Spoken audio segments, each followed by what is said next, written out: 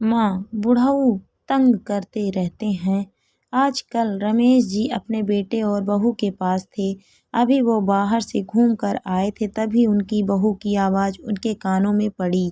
अरे माँ, जानती हो बुढ़ऊ को दिन भर कुछ न कुछ चबाने को चाहिए और 5-6 बार चाय के साथ मिक्सचर, बिस्कुट, भुंजा, पकौड़े चाहिए होता है। एकदम एक गई हूँ इनकी फरमाइशें का अंबार पूरा करते करते। बहू रश्मि की आवाज़ सुन ससुर रमेश जी एकदम से सन्न रह गए। कटुता का एहसास से लावरेज बहू ने उनके ओहदे का अवहेलना कर उनका अपमान किया है। उन्होंने कुछ कहा नहीं, अपने आंसू पोंछते हैं और अपने कमरे में जाकर लेट गए।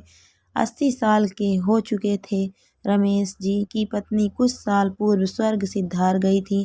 तभी बेटे ने उनको शहर आकर रहने को कहा था, इसीलिए वो करीब 6 महीने से बेटे बहू के साथ रह रहे थे। रसोई घर से स्वयं ही भोजन लेकर खा लेते, अपने कपड़े खुद धो लेते थे, 2 ही बार चाय पीते, अपने छोटे मोटे काम खुद से कर लेते ताकि बहू पर ज़्यादा बोझ ना पड़े। फिर भी बहू का इस तरह से सफ़ेद झूठ बोलना हृदय को भेद कर टीस दे गया था। अपने बनाए मकान में वो अच्छे खासे रह रहे थे, लेकिन बेटा राघव को पिता का अकेला रहने देना खलता है। वो लेने गया था, इसीलिए वो उसकी बात का मान रखते हेतु गांव से शहर आ गए थे, वरना उनका बिल्कुल मन नहीं था वहाँ। वो पत्नी के यादों के सहारे अच्छे से जिंदगी गुजार रहे थे और गांव में उनके हम उम्र लोग भी थे, लेकिन वो बेटे बहू के मोहब्बत में यहाँ आ गए। उनको नहीं पता था बहू को उनको रहना इतना परेशान करेगा, जबकि वो कभी बहू को कुछ नहीं कहते। शाम को बहू चाय और बिस्किट लेकर दे गई है। चुपचाप खाकर बाहर घूमने निकल गए। जानबूझकर झूठे कप को अपने कमरे में छोड़कर चले गए ताकि बहू की प्रतिक्रिया जान सके। 2 घंटे बाद लौटे हैं, साथ में बाजार से आम, लीची और 2-4 किलो हरी मिर्ची, 1 किलो छेना का मिठाई। बहू को पकड़ाकर हाथ मुंह धोने गुसल खाने में घुस गए। इतना सारा खाने पीने की वस्तु को बेटा देख उत्साहित हो बोला, वाह पापा, आप तो पूरा बाजार ही खरीद लाए, क्या बात है। और मिठाई के डिब्बे से मिठाई खाया और पापा को खिलाता है। बहू रश्मि खनकी से ससुर को देख रही थी कि आज सूरज कहाँ से निकल गया है कि सामान ले आए हैं। खैर हमको क्या है, बाप बेटा खाए पिए।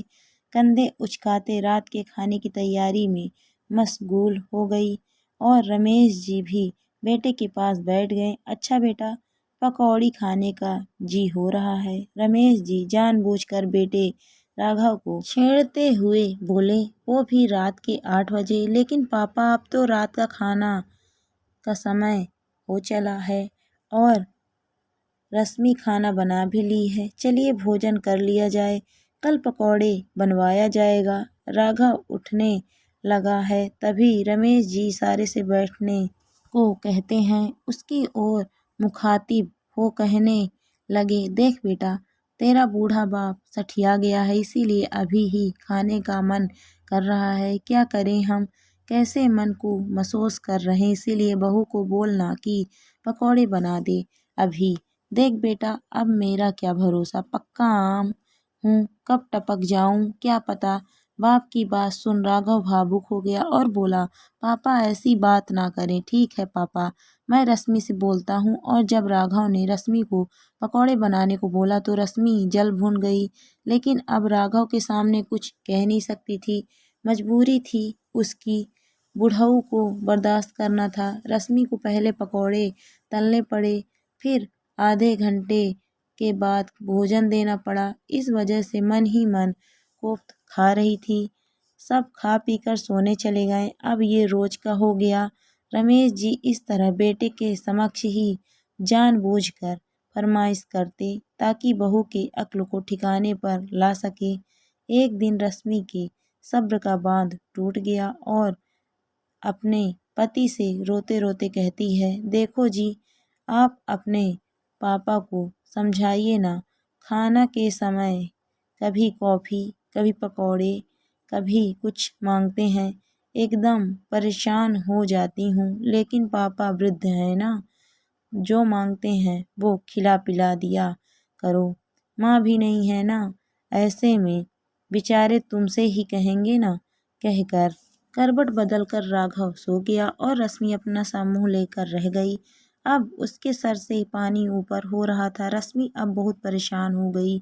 उसने सोचा राघव से कुछ कहना बेकार है, ससुर जी से ही बात की जाए। रमेश जी के पास जाकर कहती है, पापा आप शाम को नाश्ता कर लिया करिए, रात के समय नाश्ता खाना एक साथ बनाने में दिक्कत हो रही है। अरे बहू, क्या परेशानी है? बेटा के सामने खाना पीना अच्छा लगता है। वैसे भी तुम राघव के ऑफिस चले जाने के उपरांत ना तो कभी खाना देती हो, ना ही कुछ अच्छा सा पकवान बनाती हो। इसीलिए बेटे के रहते मैं बोलता हूँ, ताकि तुम मेरे मन मुताबिक खाना तैयार करो। वैसे भी तुम मायके फ़ोन कर बोलती हो ना, बुढ़ऊ तंग करते रहते हैं। ऐसे अपशिष्ट अमर्यादित बोल अपने पिता को भी बोलोगी क्या, बुढ़ऊ या कुछ और?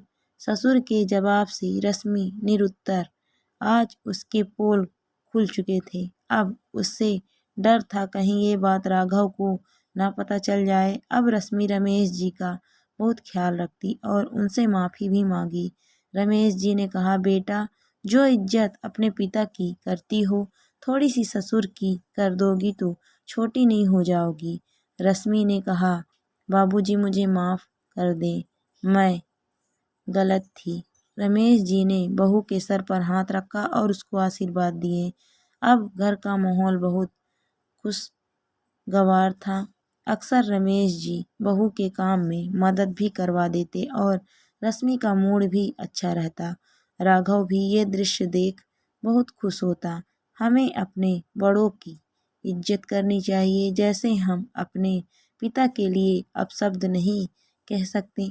वैसे तो ससुर भी होते हैं, फिर हम उनको बोझ क्यों समझते हैं? हम चाहते हैं हमारे माँ बाप को भाई भाभी खुश रखें, उनकी हर ज़रूरत को पूरा करें, तो फिर ये बात हम क्यों भूल जाते हैं? वही तो हम पर लागू होता है। दोस्तों, कहानी आपको कैसी लगी कमेंट करके ज़रूर बताइए। कहानी अच्छी लगी है तो वीडियो को लाइक शेयर करें। अगर आप मेरे चैनल पर नए हैं तो प्लीज़ मेरे चैनल को सब्सक्राइब भी करें। Thank you for watching my video.